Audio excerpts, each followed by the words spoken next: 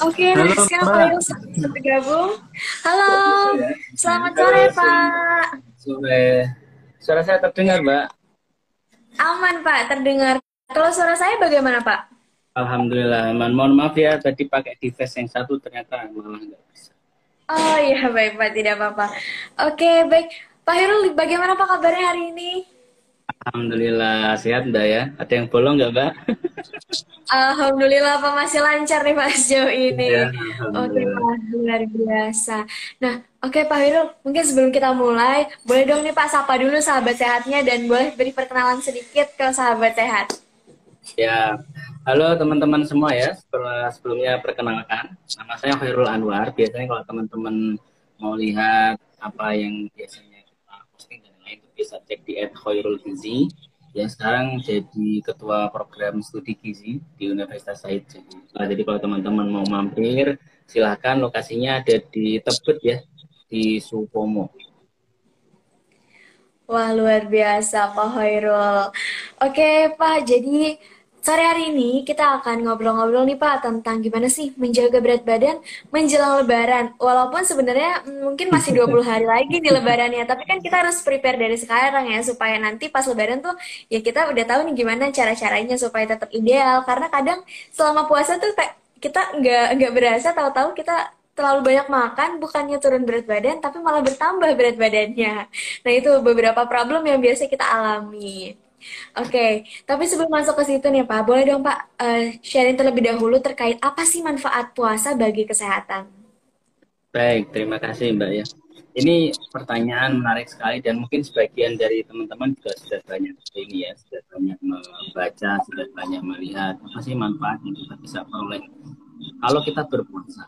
Nah, pertama sebelum muncul kemanfaat itu, setidaknya kita coba pahami dulu siapa yang kita lakukan saat puasa, Mbak ya. Jadi kaitannya dengan fisiologis tubuh kita, kalau kita puasa itu kan ada perubahan pola makan ya, yang tadinya kita makan mungkin sarapan pagi, terus akhirnya ada lunch, ada dinner, tapi sekarang jadinya ada sahur, ada buka gitu ya. Yang mana ada jeda di mana waktu yang biasanya kita isi dengan zat gizi itu akhirnya terjeda sekitar ya dari pukul di semenjak azan ya azan subuh sampai dengan maghrib itu kan tidak ada asupan yang masuk yang mana akhirnya metabolisme tubuh kita menyesuaikan. Nah dari berbagai penelitian dengan mekanisme seperti tadi manfaat puasa yang pertama itu yang jelas kalau kaitannya dengan kesehatan ya itu tadi yang sudah dibahas sebagian berhasil dalam menurunkan berat badan dengan catatan ya pada saat tadi berbuka dan sahur itu memang dijaga dengan baik pola konsumsinya. Nah manfaat yang kedua itu juga banyak riset membuktikan kita menjadi lebih terjaga secara imunitas. Jadi kalau orang sering berpuasa imunitasnya itu cenderung lebih baik. Yang ketiga itu kaitannya juga dengan profil lipid dan juga beberapa indikator yang lain itu cenderung bergerak ke arah yang lebih positif. Jadi buat kita yang berpuasa, termasuk puasa Ramadan itu banyak sekali manfaatnya, Mbak. Seperti itu, mudah-mudahan bisa menjawab ya. Oke, wah, gimana sahabat sehat? Jadi udah tahu ya sekarang bahwa ternyata manfaat puasa itu banyak banget untuk Banyak, kesehatan. banyak, Jadi, ya, banyak, banyak. hmm, nggak hanya cuma sekedar puasa untuk menjalankan kewajiban, tapi kita juga mendapatkan dampaknya bagi kesehatan. Wah, luar biasa. Oke, Pak, kalau misalnya selama puasa nih, kadang tuh kita suka bingung ya Pak terkait pengaturan makannya. Nah, lalu gimana sih Pak untuk pola makan nih yang disarankan selama berpuasa itu? Tadi kan Bapak bilang bahwa ada perubahan nih. Nah, gimana tuh Pak untuk kita Ya, menyesuaikannya? baik. Halo Mbak, suara saya masih terdengar? Masih Pak? Ya. Pertama yang kita harus garis bawahi adalah jangan makan saat puasa. Nanti puasanya batal. Ya. jadi jadi waktu makan Setuju Pak. saat saat puasa itu kan waktu saat berbuka sampai dengan sahur ya. Nah, pada saat itu ada dua kondisi yang sering terjadi nih, Mbak ya. Pertama, kita cenderung lapar mata saat menjelang berbuka dan cenderung males makan saat masuk sahur. Itu sering terjadi sama kita. Mungkin kalau di minggu-minggu pertama sih masih semangat keduanya, tapi kalau udah minggu kedua, minggu ketiga, itu kecenderungannya seperti itu. Nah, apa yang terjadi? Pertama, kalau kita tidak bisa mengatur diri kita dengan baik, ada kemungkinan terjadi kelebihan asupan energi yang masuk pada saat berbuka. Dan akhirnya nanti segala aktivitas kita pada saat malam itu enggak terlaksana dengan baik, ya, karena ketegangan dan lain-lain. Dan pada saat sahur, karena kita itu tidak bisa mengontrol diri, akhirnya secara konsumsi itu enggak bagus, secara kecukupan cairan enggak bagus, jadinya saat puasanya itu lemes. Itu adalah contoh yang tidak baik. Jadi buat teman-teman yang sampai per hari ini gitu ya, kalau pas buka itu masih lapar mata, kalau ada makanan bawaannya pengen beli semua, pengen makan semua, itu ditahan ya, karena memang itu tidak disarankan. Jadi yang bagus adalah pertama pada saat berbuka sesuai dengan anjuran yang kita disampaikan ke kita ya, awali dengan minum air putih, itu yang jelas untuk membatalkan puasa. Nah, yang kedua, kita bisa mengawali dengan mengkonsumsi makanan atau minuman tertentu yang manis, tetapi memang jangan sampai terlalu tinggi gula, Mbak. Jadi bisa diawali dengan Oke. itu, lalu bisa mengawali dengan snack ringan ya. Jadi tidak langsung makan berat. Nah, nanti setelah snack ringan, kita bisa sholat maghrib dulu, lalu kita lanjut baru kita makan berat. Nah, itu yang sebaiknya dianjurkan. Nah, nanti kalau mau ada nambah makan di malam hari setelah sholat tarawih, silakan. Tetapi kalau bisa jangan sampai mendekati waktu tidur. Karena kalau nanti kita makan banyak terus tiba-tiba langsung tidur kan simpanan lemak itu juga nanti menyebabkan resiko terjadinya obesitas ya. Nah, di saat sahur pun sama Mbak. Jadi sahur ini punya pola gini, menariknya itu kalau sahur kita males bangun ya. Cenderungnya tidurnya lebih malam. Pas sahurnya males bangun gitu ya, apalagi kalau masak sendiri, males masak. Akhirnya kadang-kadang itu orang mau sahur itu kadang terpaksa ninggal gitu ya, ada yang terpaksa Iya. meninggalkan sahur atau kadang malah nggak sahur gitu ya karena kesiangan dan lain. Nah itu kebiasaan yang harus kita hindari sehingga pada saat sahur itu memang kita kalau bisa tidur awal, terus nanti kalaupun terpaksa tidur malam nggak masalah, tetapi pastikan komit bangun di waktu sahur.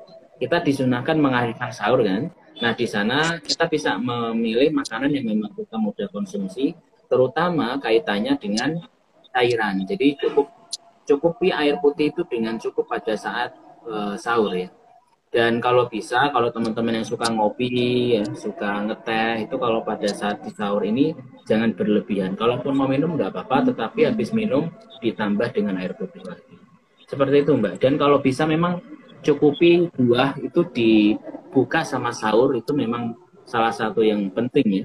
Baik itu buah dalam kondisi segar maupun diolah dalam bentuk es. Memang Oke. panjang. Mudah-mudahan nggak kepanjangan. Iya, iya, setuju Pak. Jadi memang harus tetap kita atur ya Pak pola makannya supaya eh, kita tahu nih kebutuhan kita tuh seperti apa, terus supaya nggak kelebihan juga saat makan. Nah tadi Pak ngomong-ngomong soal buah nih Pak. Sebenarnya tuh selama puasa berapa porsi sih Pak buah yang dianjurkan untuk dikonsumsi dan gimana tuh Pak untuk pengaturan konsumsi buahnya? Oke, ya terima kasih. Ini menarik soal buah Mbak ya, karena buah ini populer Mbak kalau pas puasa ya. Tadinya konsumsi buah sebelum puasa itu mungkin nggak banyak, pas puasa tiba-tiba meningkat. Nah, buah apa yang direkomendasikan? Secara karakteristik berbuka dan sahur itu bervariasi. Tapi kalau waktu di sela-sela itu sih kita bebas. Nah, kalau pada waktu berbuka, kita kecenderungannya bisa mengkonsumsi buah yang mengandung cairan, ya, banyak mengandung air. Jadi itu bisa membantu proses rehidrasi, jadi pengembalian cairan tubuh. Yang kedua itu yang rasanya manis, Mbak. Jadi itu juga bisa mengembalikan cadangan energi. Kan ada karbohidratnya, ada glukosanya, jadi kita bisa berenergi. Itu jadi yang bisa kita pakai untuk pada saat berbuka. Jadi yang berair sama yang mengandung gula biasanya. Nah, selain itu seringkali pada saat berbuka itu kita kan tidak mengkonsumsinya langsung buah potong gitu ya. Seringkali kita olah menjadi entah itu es buah, entah itu smoothies, entah itu yang lain ya. Itu kita mana aja boleh. Yang menjadi perhatian adalah jangan sampai kita mengolah dengan menggunakan gula yang sangat tinggi. Kan kadang-kadang kita merasa kurang manis, ditambah gulanya yang banyak, akhirnya terlalu manis. Nah, terlalu manis ini nggak bagus. Pertama, selain memang nanti beresiko kegemukan, juga punya dampak-dampak yang lain yang negatif, itu juga bikin kita cepat haus, Mbak. Jadinya malah secara Oh, iya. ini kan nggak nyaman di tenggorokan, dan Hmm. kita bikin kebutuhan minum lebih banyak. Itu yang berbuka ya. Kalau waktu jeda antara berbuka sama sahur sih bebas, mana yang disuka silakan. Nah, kalau misalkan di sahur itu kita kecenderungannya mengkonsumsi buah yang tinggi serat dan mengandung karbohidrat. Itu biasanya kita gunakan untuk menyumbang cadangan energi. Jadi pada saat puasa itu kita cukup untuk cadangan energinya. Jadi prinsipnya seperti itu, dan beberapa orang menggarisbawahi ada buah yang sebaiknya dihindari atau dibatasi ya. Yaitu Oh, ada buah-buah ya, yang Pak ya? menimbulkan gangguan di pencernaan atau menimbulkan gas. Kalau bahasa kerennya itu kayak flatulensi gitu ya. Jadi ada kayak semacam buah nangka, buah durian, itu kalau orang-orang yang nggak cocok sebaiknya jangan. Tapi kalau memang terbukti pada dikonsumsi nggak masalah ya monggo saja. Gitu. Jadi kalau kurang lebih karakteristiknya seperti itu, nama buahnya apa bebas. Yang penting tadi jangan Hmm. sampai terlalu berlebihan dalam menambahkan gula, kan nggak nyaman ya kalau kita nanti tiba-tiba Iya. kelebihan terus malah batuk. Mungkin itu Mbak. Oke, sahabat sehat. Jadi, buah ini sangat dianjurkan nih dikonsumsi saat Ramadan karena vitamin mineralnya juga bagus untuk tubuh.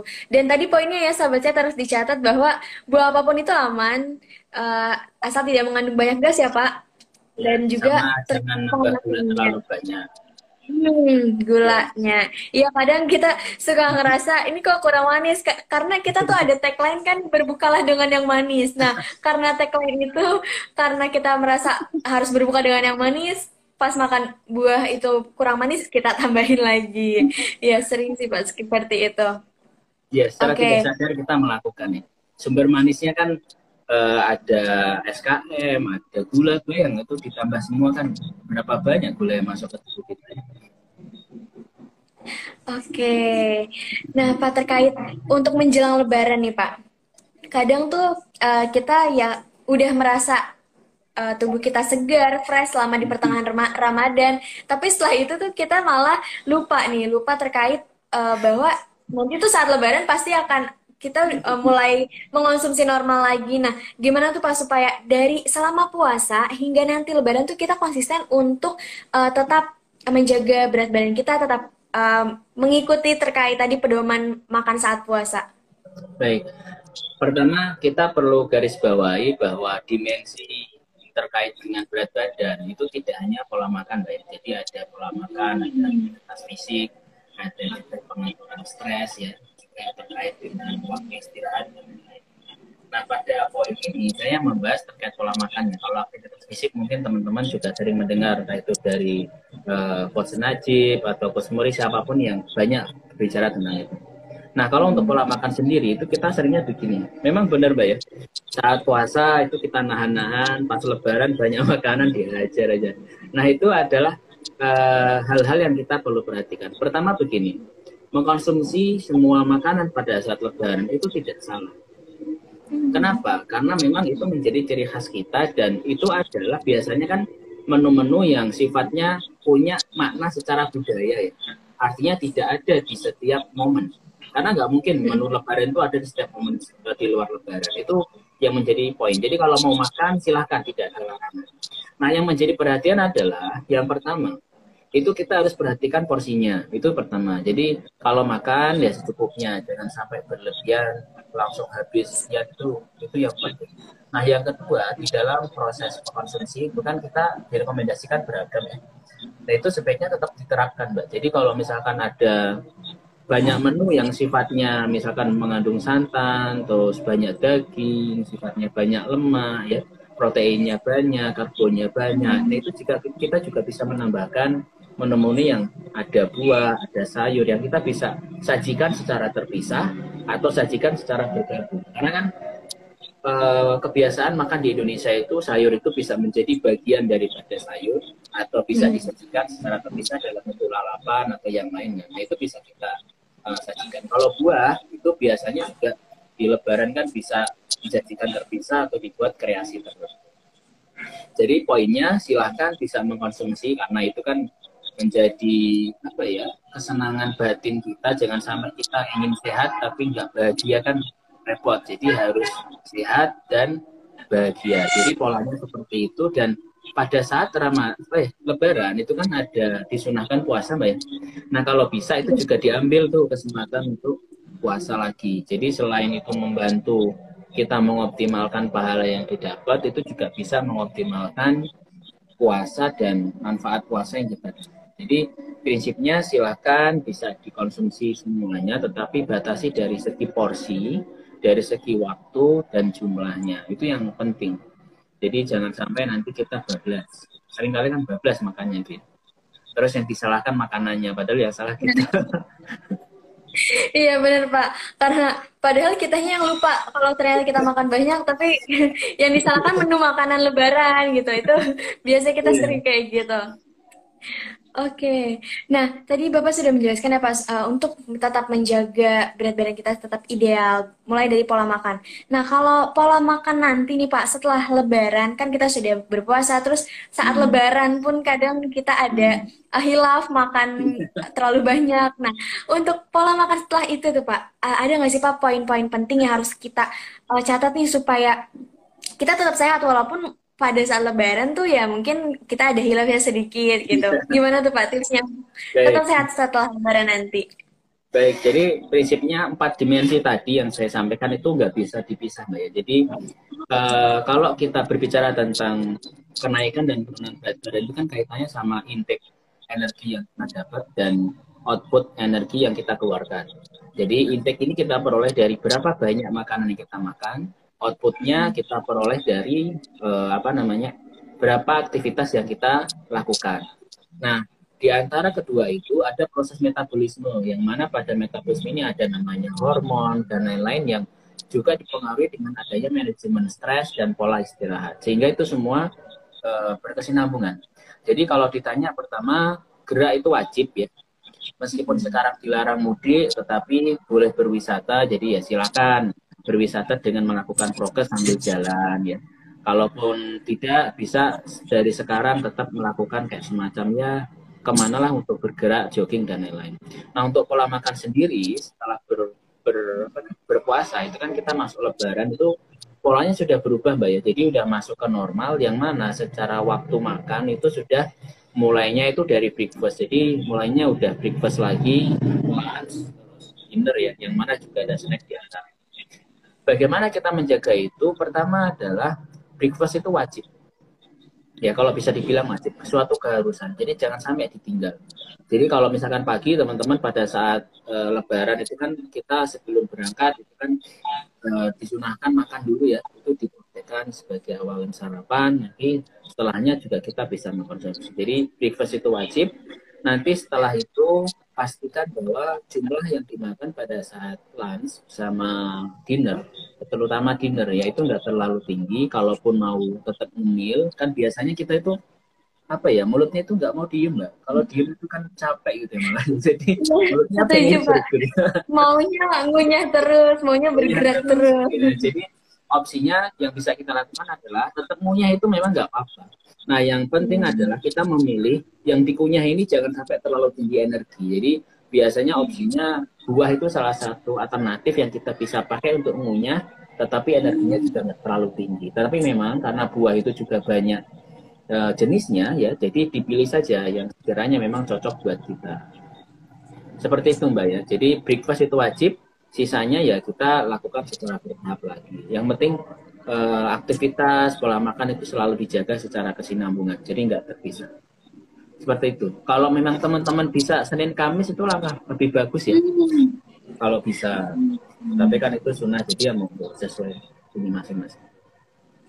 Oke, nah itu teman-teman pola makannya nanti nih saat setelah Lebaran itu ternyata berubah ya karena kita sudah normal lagi harinya, nggak hanya saat siang, maaf, nggak hanya saat pas maghrib dan juga subuh, tapi juga 3 kali lagi sama seperti awal kita sebelumnya. Oke, nah kalau misalnya nih Pak tadi kan untuk pola makan orang yang normal, tapi gimana sih Pak caranya untuk orang yang mungkin punya penyakit tertentu? Mungkin kalau dari sahabat sehat ini biasanya tuh yang sering ditanyakan terkait pola makan untuk mah, diabetes, dan juga hipertensi. Nah, mungkin boleh nih Pak, yang sering terjadi ini biasanya mah. Kalau untuk pola makan Ya, bagi penderita mah itu seperti apa tuh Pak? Apakah oke. ada perbedaannya atau mungkin ada tips-tipsnya mungkin Pak? Ya, pertama prinsipnya begini Mbak ya. Ketika kondisi berbeda, maka terjadi penyesuaian. Itu prinsipnya. Hmm. Sehingga kalau tadi ada kondisi-kondisi tadi, maka pasti akan berbeda dengan orang normal. Nah, pertama untuk yang mah ya, atau kadang-kadang kan sebagian paling parah kan ada dibilang GERD gitu ya, GERD. Nah, itu pertama, itu kan biasanya terjadi kayak semacam reflux ya, ada suatu kondisi kayak hubungannya sama asam lambung lah ya. Bagaimana cara mengkonsumsi supaya nyaman? Ya biasanya pertama yang perlu kita lakukan adalah konsumsi itu porsinya kecil Mbak, tetapi sering.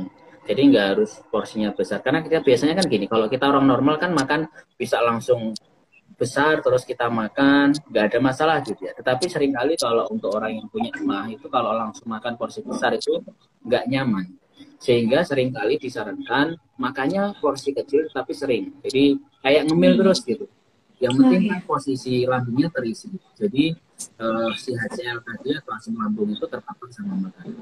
Nah yang kedua itu kalau bisa menghindari ya, minuman-minuman yang berkafein ya kayak kopi itu kalau bisa dihindari, dan minuman atau makanan yang pedas itu dihindari atau dibatasi ya.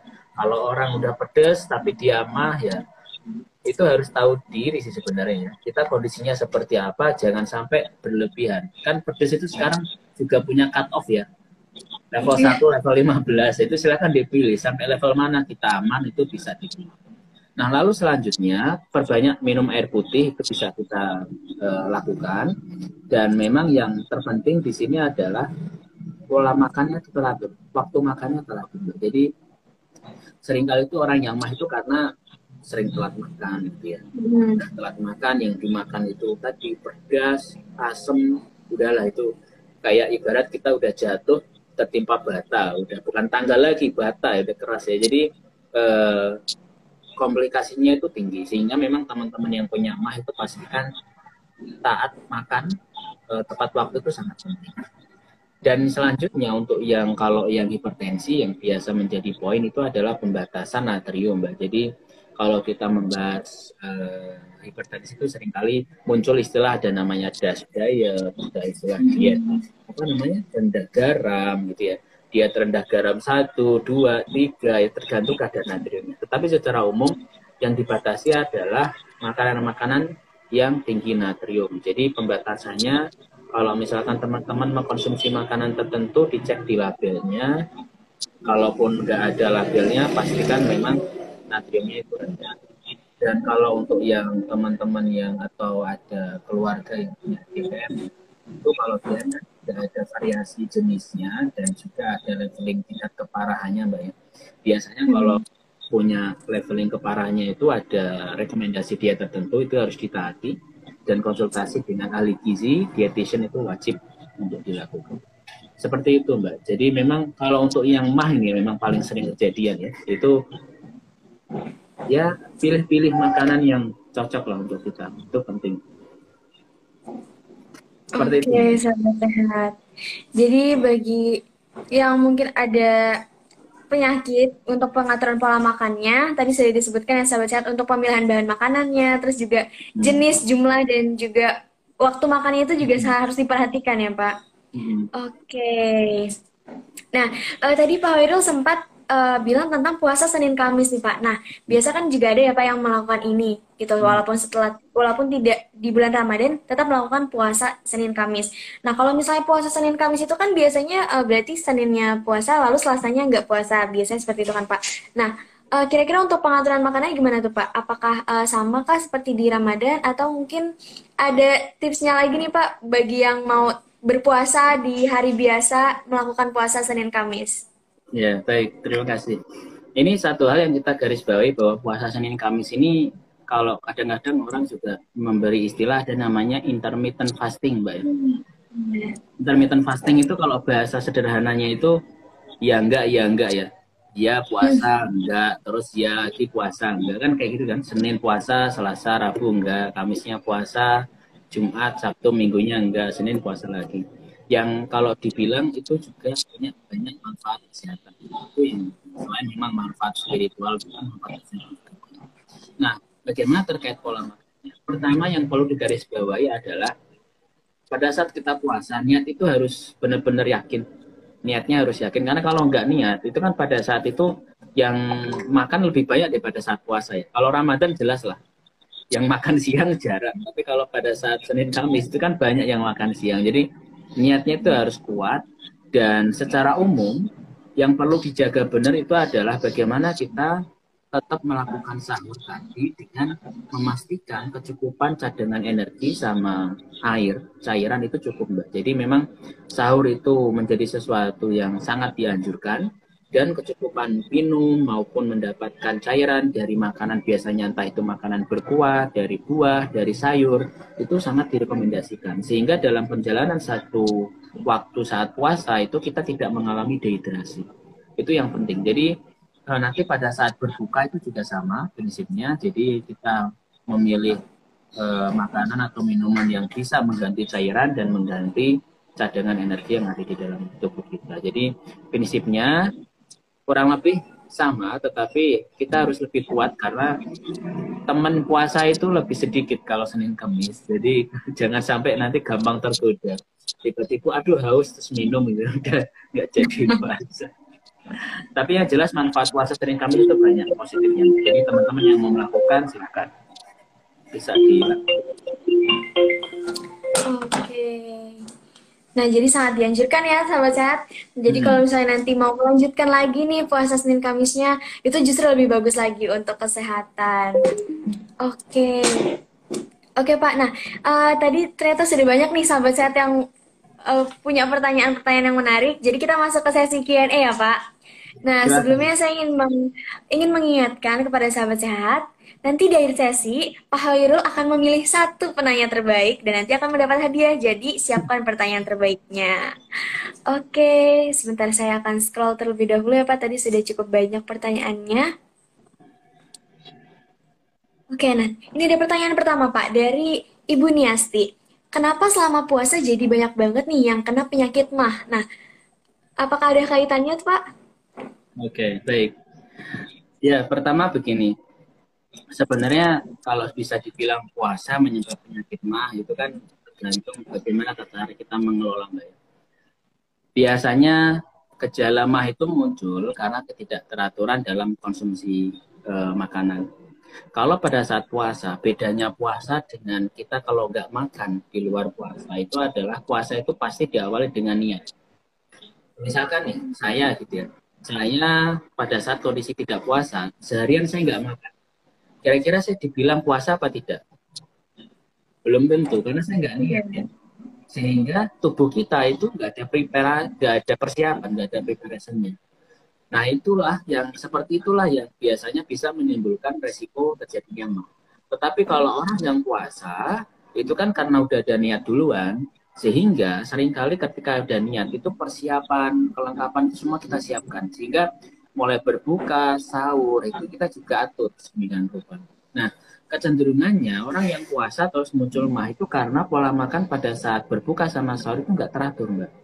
Contoh misalkan nggak teraturnya gini ya, udah waktunya berbuka itu nggak buka-buka. Atau misalkan udah waktunya berbuka malah mengkonsumsi makanan yang banyak, nanti pada saat sahur itu nggak makan. Sehingga pola pengosongan lambung itu kan bervariasi. Akibatnya ya tadi, muncul di mana pada saat asam lambung itu keluar untuk mencerna, tidak ada makanan yang muncul. Jadinya ya itu tadi gejala mah keluar. Atau yang kedua, pola makannya itu terlalu tinggi tadi, makanannya terlalu pedas dengan jumlah yang banyak, akhirnya kan tubuh kita merespon dengan seperti itu. Jadi sebagian besar puasa itu malah memperbaiki kondisi daripada mah itu sendiri, kecuali kalau memang secara pola makannya itu tidak teratur saat berbuka sampai dengan sahur, seperti itu, Mbak. Oke, jadi sebenarnya puasa ini tidak menyebabkan mah ya Pak, tetapi kembali lagi nih ke individu masing-masing terkait Iya, pengaturan betul. makanan seperti apa. Oke, kita lanjut ke pertanyaan kedua Pak dari Edwin underscore chemistry.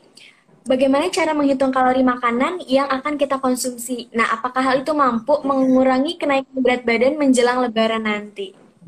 Ya, ini menarik sekali ya. Jadi sekali lagi bahwa kenaikan dan penurunan berat badan itu banyak dimensinya, baik. Dan makanan itu adalah salah satu. Ya, artinya jumlah energi yang masuk nanti disimpan dalam bentuk lipid atau dalam bentuk lemak di dalam tubuh kita itu dari intake yang kita peroleh dari makanan. Tetapi sebanyak apapun kita makan, kalau aktivitasnya juga tinggi, itu kan akhirnya banyak yang dibakar, sehingga simpanannya juga rendah. Jadinya kedua hal ini saling berhubungan. Nah, untuk mengetahui berapa banyak energi yang kita peroleh dari makanan itu biasanya kita kategorikan seperti ini, Mbak. Jadi dalam pengkategorian makanan itu kita kategorikan ya. Pertama ada makanan pokok. Ya, di makanan pokok ini seringkali kita makan kan ada makanan pokok yang berserat, ada yang tidak. Contoh ada berserat, ada yang sedikit serat. Contoh misalkan kita masuk ke nasi gitu ya. Nasi itu populer sekali yang kita makan. Tapi apakah semua jenis nasi? Tidak. Yang kita makan cenderungnya nasi putih ya. Kalau nasi yang merah, nasi yang hitam itu kita jarang. Nah, artinya apa? Dari sana kita bisa melihat kalau sumber karbohidrat kayak nasi itu kecenderungannya energinya dia sekitar 170-an, 100 gram. Nah, dari sana kita bisa melihat itu kalau paling 100 gram atau satu kita bilangnya semacam satu centong gitu ya kalau pengunjung itu ya. Itu akan memperoleh segitu. Nah, kategori yang kedua itu kita kategorikan dalam bentuk lauk pauk. Lauk pauk di sini ada lauk pauk nabati, ada lauk pauk hewani. Nah, ini juga beda nih. Kalau lauk pauk hewani itu punya kecenderungan tinggi lemak, ya kan? Dan juga tinggi protein yang punya bioavailabilitas atau daya cerna tinggi. Nah, protein juga ini kalau kita lihat, Mbak ya, ini mohon maaf mungkin agak panjang dengan jelasinnya ya. Jadi Ya, silakan, Pak. untuk yang hewani sendiri itu kategorinya coba yang populer di kita itu apa? Ada daging, ada ayam, ada ikan, ada telur ya. Terus mungkin ada beberapa lain yang melekat. Kalau kita lihat dari warnanya, daging warnanya apa, Mbak? Merah, Pak. Merah. Kalau ya, ayam Putih. putih. Kalau ikan putih ya. Ikan putih. Nah, dari sana itu sebenarnya warna tadi juga menunjukkan berapa kadar lemak yang ada di protein tersebut. Jadi yang merah itu kecenderungannya lemaknya lebih tinggi. Sehingga kita seringkali disarankan untuk mengkonsumsi daging itu daging yang warnanya putih atau daging yang rendah lemak. Kalau untuk ayam-ayaman juga ini juga kita direkomendasikan yang tanpa kulit. Meskipun ya kulit ini adalah bagian yang sangat nikmat gitu ya. Jadi kalau misalkan teman-teman mau makan Sering kulitnya diributkan, sebenarnya Pak. iya benar. Bahkan bisa menjadi perdebatan antara kedua insan ya. Jadi kalau mau mengkonsumsi itu nggak masalah, tetapi jangan berlebihan. Nah, yang sangat sebenarnya direkomendasikan itu kan ikan, karena ikan itu banyak zat gizinya dan secara kandungan lemak jenuhnya itu rendah. Nah, itu dari segi lemak lauk hewani saja. Terus ada lauk nabati. Kalau lauk nabati kecenderungannya dari kandungan lemaknya kan lebih rendah, tetapi memang bioavailabilitas proteinnya itu lebih rendah juga. Asam aminonya nggak selengkap yang hewani kalau dibilang gitu. Tetapi itu penting untuk kita konsumsi. Lalu kategori selanjutnya itu adalah kategori sayur-sayuran. Nah, ini kategori sayuran ciri khasnya adalah mengenyangkan tetapi tidak banyak menghasilkan energi. Sehingga seringkali kita disarankan untuk memperbanyak sayuran. Cuman kalau kekurangan sayuran itu apa? Rasanya itu nggak nikmat gitu ya. Banyak orang itu nggak mau makan karena rasanya itu nggak seenak kalau kita makan yang berlebihan. Sehingga seringkali kan konsumsinya rendah. Nah, yang kategori selanjutnya ada buah. Nah, buah ini salah satu yang menarik. Buah itu sumber vitamin, mineral, ada yang namanya zat bioaktif dan yang lain. Dan rasanya enak. Manis, seger. Kan seperti itu kalau kita mengkonsumsi buah ya. Sehingga apa intinya? Intinya bahwa untuk menghitung kalori atau energi yang tergantung pada makanan, yang banyak berkontribusi itu ada karbohidrat, hewani, ya, dan juga tata cara pengolahan. Biasanya pengolahan yang paling banyak mengandung energi adalah pengolahan yang digoreng dan yang dia banyak mengandung santan. Itu intinya. Jadi kalau misalkan teman-teman nggak perlu menghitung energi secara detail, tapi lewat estimasi seperti itu bisa membantu. Dan kalau kita mau yang mengenyangkan tetapi rendah energi, itu bisa konsumsi sayur dan buah dengan jumlah yang cukup sesuai dengan yang disarankan. Kalau sehari kan sekitar 3 sampai 5 porsi ya. Seperti itu Mbak. Jadi memang menarik itu. Karena nggak mungkin misalkan saya makan terus saya ambil kalkulator ngitung dulu energinya kan itu nggak jadi makan ya. Oke. Sehingga cara mudahnya tadi kita lihat mana jenis pangan yang paling berkontribusi dalam menyumbang energi ya. Jadi ada makanan pokok, ada lauk hewani, dan juga yang pengolahannya itu digoreng atau yang bersantan. Bukan berarti nggak boleh, tetapi jumlahnya jangan terlalu Hmm. banyak. Seperti itu, Mbak. Oke, jadi untuk anjuran makan sehari ini ya kita nggak perlu dihitung terus tiap makan, tapi memang sudah ada ya Pak, sudah ada aturannya Pak. Oke, nah jadi Teman-teman sahabat bisa sehat. membaca di gizi seimbang itu pengategoriannya seperti itu. Nah, dengan cara mengonsumsi gizi seimbang, nah itu sudah bisa tuh memenuhi kebutuhan gizi kita dalam sehari ya Pak, tanpa perlu kita hitung-hitung setiap makan. Oke, karena nanti benar Pokoknya kata tadi langsung Pak, kalau misalnya kita hitung dulu pakai kalkulator, yang ada udah pusing duluan, nggak jadi makan ya Pak. jadi makan. Yang tadinya anget udah dingin kan, jadi nggak enak Iya. lagi makan. Oke, baik semoga menjawab ya sahabat sehat. Nah, kita lanjut nih Pak ke pertanyaan ketiga, masih sama dari Kak Edwin Chemistry. Nah, kan ada yang bilang nih Pak bahwa berbukalah dengan yang manis, tapi bukannya makanan manis ini bisa menaikkan berat badan. Nah, kalau misalnya buka puasa langsung makan berat, itu apakah boleh atau nanti dulu? Nah, silakan Pak. Ya, baik. Menarik sekali.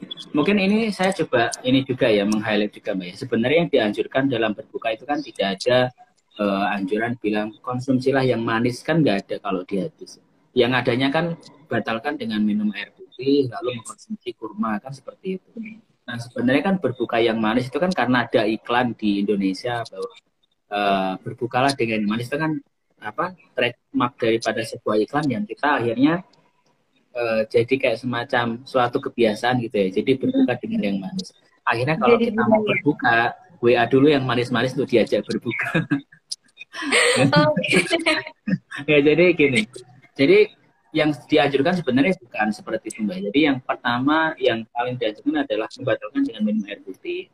Nah, sisanya itu adalah kita memilih jenis makanan tadi. Memang makanan yang manis ini bukan berarti manis gini. Manis itu ada yang menipu, ada yang tidak. Oh, manis menipu kayak apa. Jadi buat teman-teman untuk manis itu kan sebenarnya suatu sensasi rasa yang kita rasakan saat mengkonsumsi sesuatu ya, yang dirasakan oleh indera perasa kita. Ada banyak sumbernya. Jadi ada manis karena itu merupakan kandungan alami dari suatu makanan, atau manis karena tambahan.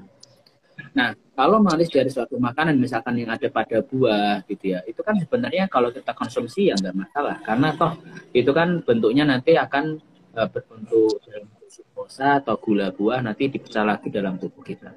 Nah, yang menjadi trouble di sini adalah manis yang tambahan, Mbak. Jadi manis tambahan di sini itu yang kalau kita kategorikan juga ada dua jenis ya.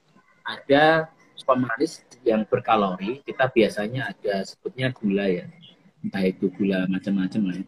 Dan pemanis yang tidak berkalori, yang kita biasanya pakai pemanis buatan itu ada aspartam dan segala jenis teman-temannya. Nah, yang menjadi perhatian ini yang kedua ini, Mbak. Jadi jangan sampai kita nanti mengkonsumsi manis itu manisnya karena ketambahan dan itu jumlahnya sangat berlebihan. Jadi studi menunjukkan bahwa konsumsi gula, garam, dan lemak terbanyak itu bukan karena kandungan alami dari makanan, tetapi karena diperoleh dari tambahan saat mengolah dan saat mengkonsumsi. Misal, pada saat kita berbuka gitu ya, berbuka kita bikin sop buah gitu ya. Kira-kira buahnya manis nggak? Manis. Iya, sudah manis. Kira-kira airnya manis nggak? Tidak kalau air. Tapi ada tambahan SKM, manis tidak? Manis ya. Iya, masih. Terus ada tambahan gula. Nah, gula di sini kan manis juga. Nah, kita bisa pilih gula mana yang kita mau pakai, berapa jumlahnya. Nah, itu yang harus bijak di sana sebenarnya. Jadi memang manis ini ya harus pilih-pilih yang manis dan tidak berlebihan. itu poinnya pentingnya. Jadi manisnya harus dicek manis alami atau memang manis tambahan. Begitu, Mbak. Memang ini apa ya, seru Oke. sekali kalau kita bahas kayak gini. Karena Hmm, contoh benar yang banget. misalkan minuman anak-anak ya, Mbak ya. Ada suatu produk tertentu dia untuk anak-anak dikonsumsi dalam kondisi seduh biasanya. Produknya itu sudah membuat kondisi dia rendah gula. Tetapi pada saat diseduh, dibilang kurang manis, akhirnya ditambah 2 sendok Wow. makan gula. Itu kan salah satu pola yang kita harus menjadi perhatian. Seperti itu kurang lebih contohnya. Nah, jadi berbukalah jangan hanya dengan yang manis, tapi juga dengan yang sehat ya Pak. Tentunya kayak Iya, tadi sudah disarankan oleh uh, Pak Hoirul bahwa bisa minum air putih dulu, setelah itu makan kurma. Nah, itu udah perpaduan yang sangat cocok tuh ya Pak. Kalau misalnya kita mau mendefinisikan puasa sehat. Oke, jadi jangan sampai salah persepsi nih sahabat sehat. Karena berbuka dengan yang manis, manisnya double-double. Apalagi tadi ya, iya, kita menganalogikan sebuah es buah nih yang kita biasa buka puasa dapat manisnya dari buah, lalu SKM, kadang tambah sirup lagi, Pak. Itu makin double lagi ya, Pak. udah sirup ditambah Oke. gula lagi gitu ya. Katanya masih kurang manis, ditambah lagi Waduh. gitu. Masya Allah. Itu yang sering Oke, nah. menjadi Itu salah yang harus satu. diperhatikan, sahabat sehat. Oke. Nah, tadi juga nih Pak, masih pertanyaan dari Pak Edwin. Jadi, kalau misalnya buka puasa, apakah baiknya itu langsung makan berat atau mungkin nanti dulu Pak makan beratnya? Ya, kalau saya prefernya tadi sih Mbak, ya, seperti yang saya sampaikan. Jadi kan yang menjadi sunahnya itu kan membatalkan, menyegerakan berbuka kan gitu ya. Kita itu sebenarnya kalau melaksanakan apa yang dianjurkan di sini ada ustadz yang juga gabung di sini nih. Jadi begini, yang sering dianjurkan ke kita adalah menyegerakan berbuka, mengakhirkan sahur. Ya kan seperti itu anjurannya ya. Nah, menyegerakan berbuka ini artinya itu kita bisa apa namanya memilih membatalkan itu dengan air putih dulu. Jadi kita tidak usah me, apa ya mengkonsumsi langsung makanan berat karena itu secara penerimaan kan secara apa ya pencernaan itu dadakan itu nggak nyaman. Jadi memang paling benar kalau misalkan teman-teman mau praktekkan ya paling membuat kita nyaman itu batalkan dulu dengan air putih lalu nanti bisa disusul dengan makanan ringan yang bisa mengganti energi lalu baru nanti bisa ditambah dengan makanan yang berat. Nah sekali lagi bahwa di dalam konsumsi di berbuka ya itu jangan sampai kita terlalu banyak mengkonsumsi tadi tambahan gula itu seringkali kita khilaf gitu ya merasa haus sepanjang hari tiba-tiba menambah gula dengan segala itu akhirnya kita ya begitulah kalau bahasa di sini cara cepat menuju diabetes itu Iya, benar. seperti Jadi, ya itu waduh, ini harus cara, iya benar harus Pak, menuju dihindari diabetes ya. harus dihindari Mbak ya. Karena sebenarnya yang salah bukan makanannya, tetapi keinginan kita yang harus terpenuhi itu yang akhirnya perlu kita kontrol. Jadi pilih yang ringan dulu, nanti kan setelah itu kita bisa beribadah dulu, baru kita makan makanan yang berat. Itu lebih nikmat kok, saya jamin. Oke, nah itu tuh sahabat sehat. Tips sehatnya saat nanti berbuka. Jadi jangan biasakan makan gula berlebih. Nah itu hati-hati karena itu adalah salah satu cara cepat menuju diabetes. Wah luar biasa. Luar biasa Pak Heru atas ilmunya hari ini. Jadi itu teman-teman semua terkait tips-tipsnya supaya kita tetap sehat.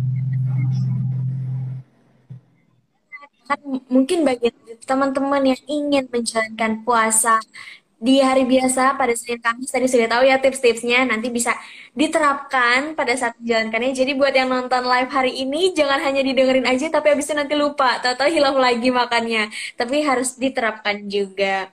Oke Pak Hirul, nggak berasa ternyata hampir 1 jam nih Pak kita ngobrol-ngobrol ya.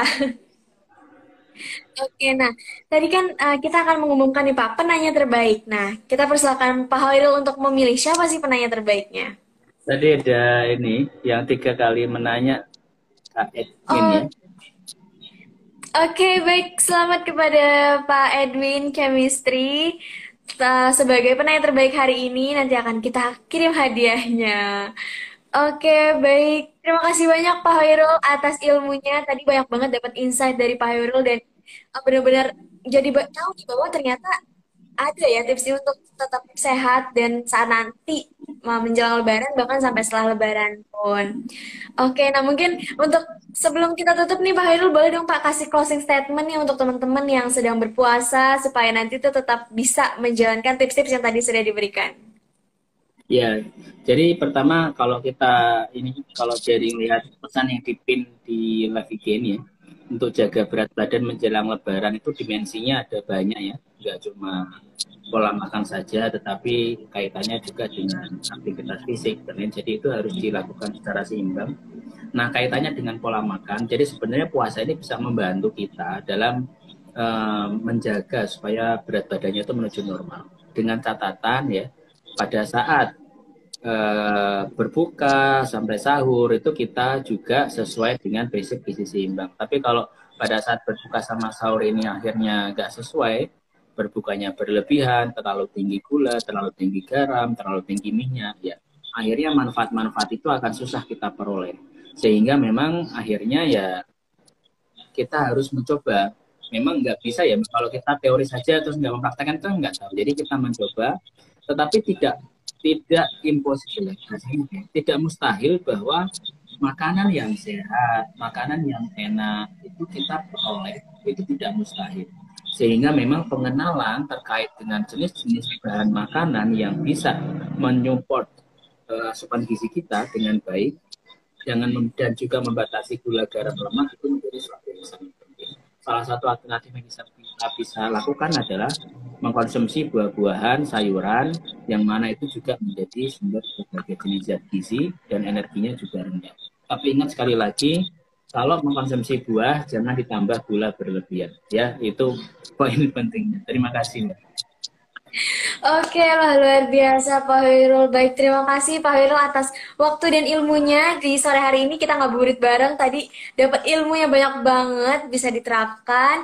Saya perwakilan dari Itsbua. Terima kasih banyak Pak atas waktunya. Mohon maaf apabila dari kami ada kekurangan dan kesalahan. Semoga kita Banyak bisa berkolaborasi diundang. lagi di lain kesempatan. Baik, semoga sehat selalu Pak Hairul. Salam sehat Ya, dari saya dan sehat beritsbua. Baik, terima kasih. Selamat sore, sahabat terima sehat kasih semua. semua ya.